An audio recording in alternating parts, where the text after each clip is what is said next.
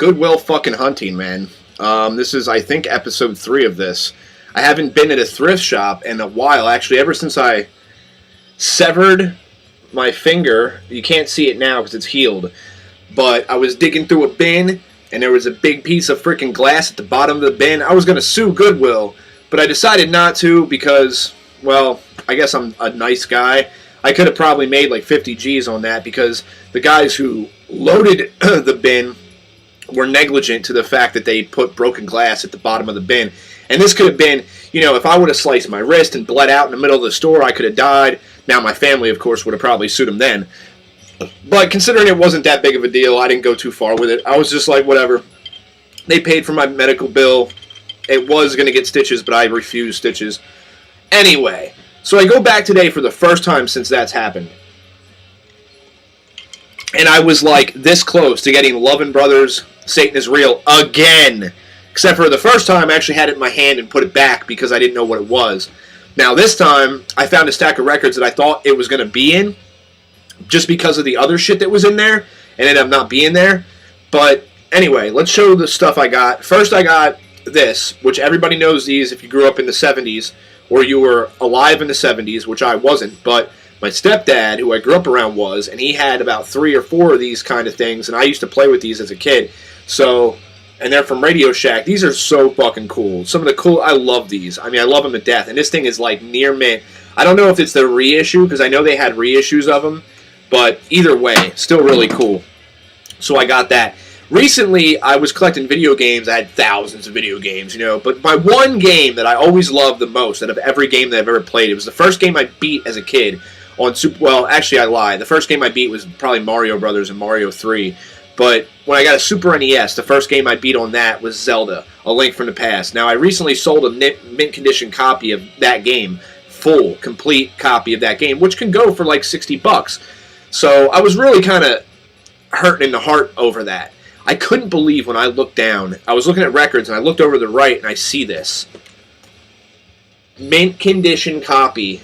Sealed in the box, well, not sealed, but in the box with everything in it. Everything is in here. Down to, you know, the Super Nintendo thing, the book, the insert, and the game. So, man, I am just ecstatic. It's a little shaky, but you know what? Just to have it again. Because this game, if let's say the game doesn't work that great, which it probably does, it's in a box and stuff, it's been kept care of. There's a little rattle in there, but usually that's not a problem. But let's say the game doesn't work that great. Just having this box in mint condition is good because getting the game separate without the box is a lot cheaper. So I could always replace the game if I had to, but still really happy to get it. Fucking awesome. I mean, for like 50 cents, you can't beat that. Then, and I'm not a big, you know, pick up electronics and stuff unless it's like stereo equipment, but I seen this and I said, you know what, this is something, if they would have seen this, they would have priced this at like 50 or 60 bucks. So I grabbed it and probably got it for like $3. This is the outlet I'm talking about. This is a Eno XM portable satellite radio and MP3 player. Check this out. Ain't that some shit? By Pioneer. Now, I don't know if you have to pay to get XM and all that. I don't really know. Listen free online. Oh, you know, I don't really know. Call to activate. You have to activate it. Only $12.95 a month. You know, I mean, obviously, it's monthly. I could probably pay that online. Not sure if I'm going to use it, but, I mean, this is pretty freaking cool. I mean, it's got, I mean, look, they got all these channels. With your host, Bob Dylan. Bob Dylan hosts a freaking XM channel. I didn't know that. I mean, look at all these channels back here. It's crazy. So, I mean, either I'll keep it or I'll sell it, you know, for a quick turnaround profit of probably like $50 or $40. Now to get into the vinyl. Now, some of this stuff, most of this stuff I don't know about. Dave, Someone41, God, I wish you could see this video. Because if you've seen this video, you probably know more about some of this stuff than I would. But let's just get to doing it. This is Ernest Tubb and his Texas Troubadours. Okay? These are all in really good shape, okay? This is on Decca. And these are all, I mean, they just need to be clean. They're just a little dusty. Other than that, these are all like near mint. So if I end up, you know, a lot of these might end up on Discogs, but for now, let's just check them out. The wonderful Wilburn Brothers. Okay, now what I think these guys might be is this might be something like the Louvin Brothers. But I'm not sure. Now I see a big, you know, this looks like almost like a rockabilly type band or something like that. Definitely an old 50s style. The Wilburn Brothers. This is on King, high fidelity. Gets better, guys. There's a lot of cool stuff in here. On King Records, so little seam split there at the bottom, nothing major. Other than that, it's near mint. Oh, baby. Now, this is why I thought I was going to find Satan is Real. The Lovin Brothers. Wouldn't you know it? A tribute to the Delmore Brothers. I and Charlie Lovin. And they do a tribute to the Delmore Brothers. So, yeah. There you go. Lovin Brothers. And this is on Capitol Rainbow. We usually don't pick up Ray Charles stuff, but I knew this was original and I knew it was mint, so I picked it up. I mean, look at how great of a condition copy that is. I mean, this is the type of stuff you sell, you know, or the stuff that people will buy, you know. It's in fantastic condition. This is Modern Sounds and Country and Western Music. Next one, another Louvin Brothers record. My Baby's Gone, the Louvin Brothers. This is exactly why I thought, and this is just on Capitol as well, I was going to bump into Satan is Real, man, and I didn't. But next one, another Wilburn Brothers. Side by Side. Now, I don't know much about these guys, and I haven't got around to looking these up yet. I just got home, so I figured I'd show you guys first. Another Wilburn Brothers. Let me know if anybody knows about these. These are all, like, near mint, I'm telling you. I mean, like, near, you know, VG Plus near mint, in that realm. They're all really, really nice. You know, nothing seam split. You know, there's a seam split on that one, but that's a really small seam split on that. But other than that, the records are in fantastic shape. Columbia 6 Eyes. Just dusty, just a little dusty. But other than that, this is Foggy Mountain Jamboree, Earl Scruggs. Lester Flatt and Earl Scruggs. This is definitely like stuff that Sum 141 would be into. Another Lovin Brothers. This is Encore by the Lovin Brothers. And I mean, these are all, like I said, in fantastic shape. The Wilburn Brothers, Folk Songs. I mean, these are really cool records. I mean, these are ones that I definitely would keep in my collection. This Ernest Tubb, my pick of the hits, Ernest Tubb and his Texas. Grab that one. And I was going to leave, but then I seen this stack. Another Ernest Tubbs, Texas Troubadours. Some cool stuff, man. I don't know. Who knows? Maybe it's crap. Now, getting away from that type of stuff, we got Wes Montgomery, California Dreamin'. And this is on Verve. And these are in fantastic shape. I mean, that's why I grabbed them, because they're definitely resellable if I'm going to do that. I got so many orders, man. This guy, I mean, it's crazy. I'm back ordered, to be honest. Picked up a Dutch gramophone, French harp music on Dutch gramophone. I'm not going to try to pronounce those other names, but always pick up the gramophone. This one looks really cool. Vesuvius presents Caradini, which looks to be like a Spanish guitar player. But this looks really cool. This is in fantastic shape. Look at that guitar he's holding. Such a cool record. Next one, you know, I like to pick up these. It's an import on Martyr Records. La Tuna. Looks to be like Mexican type music or something like that. It looks interesting.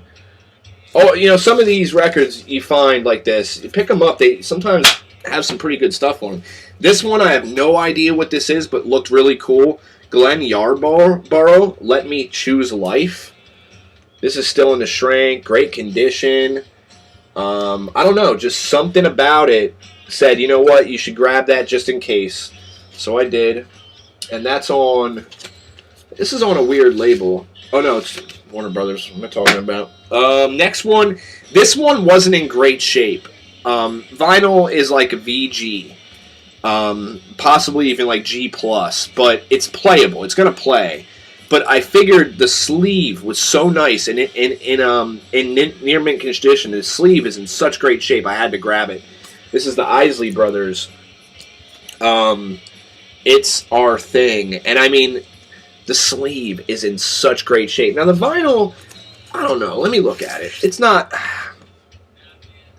It's got light scratches on it, but really, once I clean this, I'd give it a V, like a G plus plus, if that makes any sense. I mean, you can see it. It's definitely got some. It needs some work. It needs a nice cleaning, but it's gonna. I can tell it's gonna play through fine. You know, it's just resale value on it. It's not gonna be much, but still nice. Found one of these, and it's funny. I forget somebody else just found one of these, and this is a really good one because this is probably one somebody's looking for because it's got the Smiths here on the front, which is something that a lot of people look for. This is that debut magazine, issue 6, with the Smiths on the front. Now, I got one of these from Mibbertube a while back. Issue, I forget the name of the issue.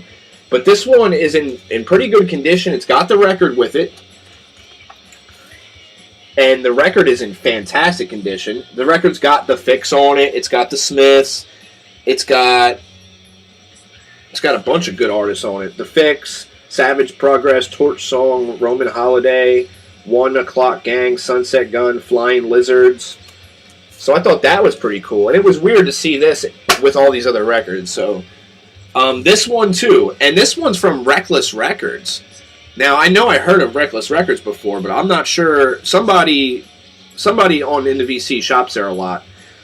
Sugar Bridge includes free additional track, The Patriot Game, The Bluebells, which looks to be like a 12-inch single by these guys. It has the Reckless Records sticker on it. I don't know. It just looked like I just wasn't going to leave it behind. It's got these nice, I just not going to leave that behind. Check it out, see what it is. I already had a copy of this, but this is in fantastic shape. Steppenwolf 7. Definitely not like a high-priced album, but a damn good one. Fucking really good record, and mine is really beat. This one is in such good shape. I mean, look, it's in fantastic. It's like near mint. It's in fantastic shape, so I can get rid of my copy. Next one, oh, this is good for a Goodwill. This is really good. Buffalo Springfield, Last Time Around on Atco. Can't fucking beat that, man. The vinyl is like a VG. Maybe a VG Plus. I haven't really looked at it much. I just figured, you know what, I'm taking this no matter what. So let me just look at the vinyl. Oh, no. Oh, no, the vinyl's VG Plus. Very nice. Very, very nice. It's got a little dirt on it, but other than that, it's not got, the scratches aren't deep scratches. They're just light removal, taking the vinyl out and in. Next one, another really cool one, The Band. Self-titled, I'm guessing. Definitely cool. And this one's in fantastic shape. This one's in great shape, yeah. On, is this on the, oh yeah, the Green Capital. And this is in fucking great shape. And I got a little story here at the end, too, after I'm done showing the rest of the stuff I got. Next one, another Mozart, Peter Zongen, but I liked it because it was an import. I like this kind of sleeve, this German-type import sleeve on Elite Special. Great classical stuff. This is a Switzerland press, so I like anything classical that's pressed otherwise.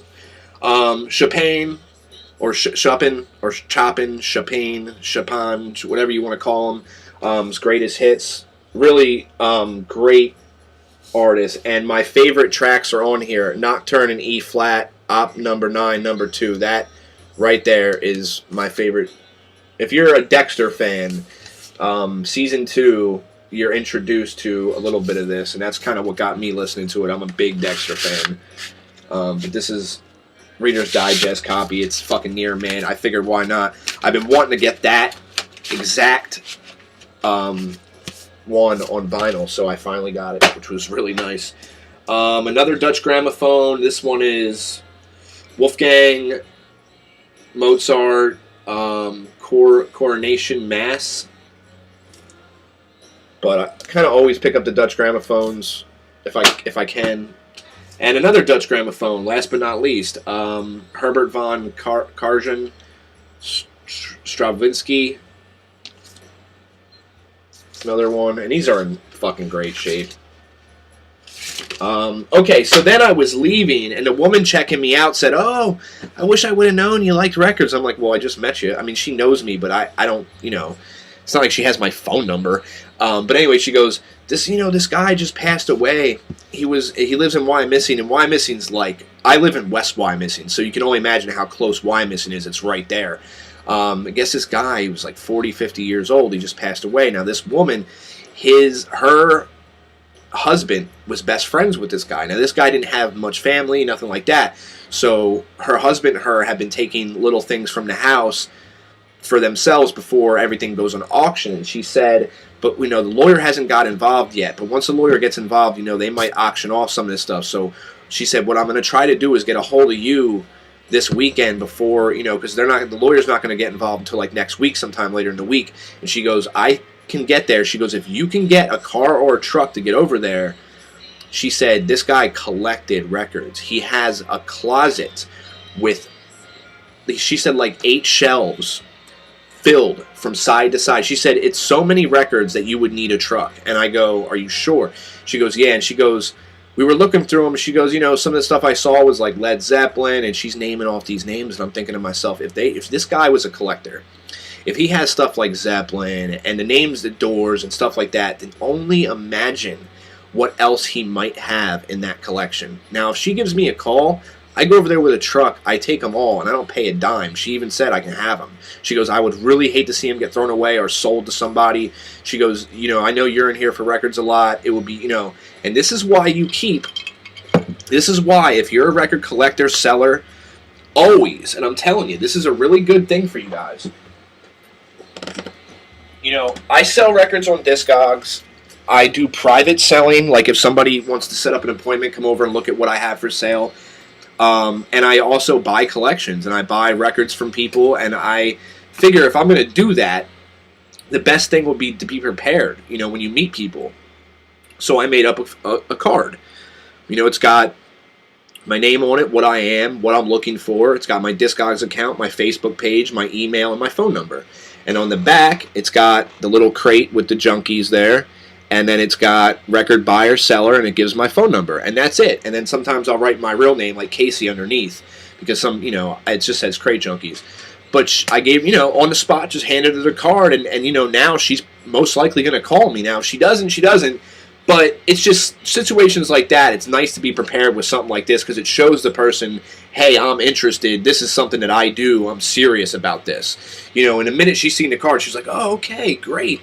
I'll give you a call. So if I get this collection, guys, you're going to be looking for some videos because from what she's saying, there's over 1,000 records. And it sounds like the dude was a collector, not just some guy who has a couple records. This guy was a collector, which could be a really good thing. I mean, it could really be a good thing considering I'm just trying to start like kind of a little business. So to have a boost like that in product would be such a good thing for me. So I don't know. Stay tuned. Crate Junkies. Hope you enjoyed. If you have any information on those records I just showed, I mean, I'm going to look them up right now, but if you want to drop me some comments, that'd be great.